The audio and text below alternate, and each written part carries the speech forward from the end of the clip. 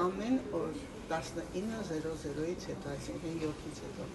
ոչինչ չենք օգտագործում, վերջի սնունդ օգտագործելը ժամը 7-ը, այնուհետև 22:00-ին ժամը 10-ին օգտագործում ենք ռաստարոպշա, կատնափուշ, 1 թեյի գթալ, խատուտիկի ծաղիկներ 1 թեյի գթալ և միատար, այսինքն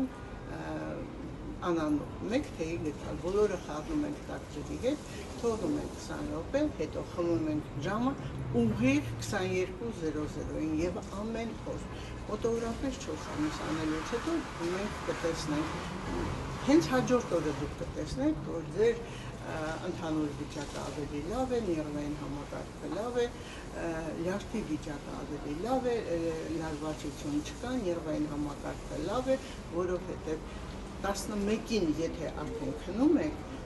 ձեր մոտ սինթեզվում է մելատոնին, որը տրամադրության լավացում է։ Սիրելիներս, այսքանը անում ենք, հետո վաղը կասեմ ինչպես ենք անում։